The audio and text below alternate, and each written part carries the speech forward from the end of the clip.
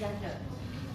Terlebih dahulu, saya ingin memperkenalkan diri saya. Nama saya Nur Atira Diana binti Muhammad Hatta, pemegang kad metrik D2024 1110031. Saya dari program ISMP Kesusasteraan Melayu dengan Kebudayaan. Hari ini saya akan membentangkan satu topik yang bertemakan perpaduan.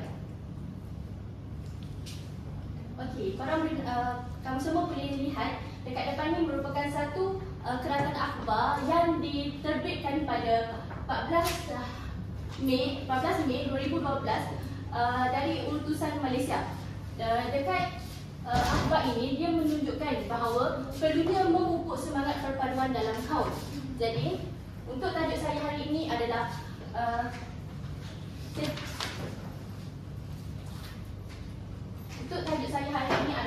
strategi memupuk perpaduan dalam kalangan masyarakat di Malaysia. Okey, saya mengambil tajuk ini daripada sumber bahan saya, iaitu daripada buku di atas talian, iaitu berjudul Perpaduan dalam Kepelbagaian yang dikarang oleh Wan Azizah Wan Omar dan Muhammad Mahfuz bin Muhammad. Sumber bahan ini diterbitkan pada tahun 2023 dan diterbitkan oleh Bahagian Penerbitan Dasar Negara. Seterusnya, kita masuk kepada bahagian pengenalan. Perpaduan ini merupakan satu bentuk penatuan ataupun darjah kesepaduan yang dipamerkan oleh sesuatu masyarakat ataupun kumpulan dalam kejiranan mereka. Perpaduan ini juga merujuk kepada perhubungan sosial yang mengaitkan manusia dan melambangkan keharmonian antara kaum. Seterusnya, tujuan kajian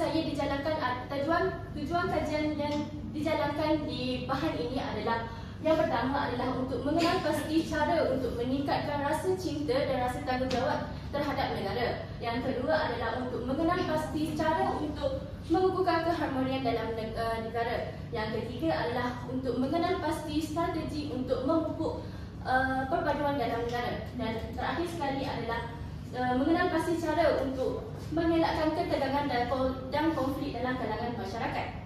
Seterusnya, saya pergi kepada strategi yang dilakukan bagi memupuk perpaduan dalam kalangan masyarakat. Yang pertama adalah menghayati prinsip rukun negara. Prinsip rukun negara seperti yang kita tahu terdapatnya 5. Anda boleh tengok dekat sebelah sini. Okey. Dalam prinsip rukun negara, semua pihak perlulah mengambil inisiatif dalam menerapkan ataupun menghayati prinsip rukun negara. Seperti pihak pertama adalah pihak berkuasa. Pihak berkuasa haruslah mengadakan kempen kesedaran kepada masyarakat-masyarakat setempat bagi mengetengahkan tentang kepentingan penghayatan rukun negara. Yang kedua adalah pihak sekolah. Pihak sekolah haruslah menerapkan pembelajaran yang mengandungi prinsip rukun negara seperti dalam pembelajaran mata pelajaran sivik dan juga moral. Yang ketiga adalah pihak media massa, sama ada pihak media yang bercetak ataupun yang tidak bercetak, beliau perlu menerbitkan artikel yang berkenaan dengan kepentingan prinsip rukun negara melalui media sosial ataupun majalah-majalah ataupun akhbar.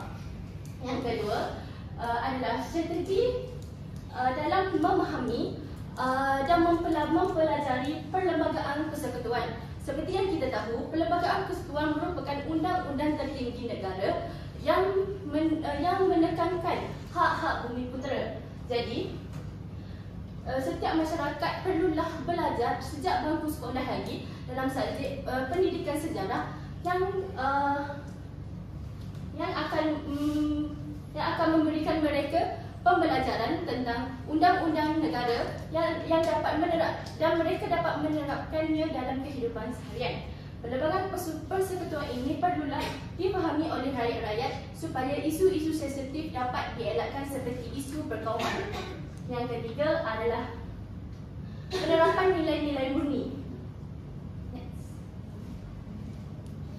Nilai murni haruslah dipupuk oleh anak-anak sejak kecil lagi, sama ada oleh guru ataupun oleh ibu bapa.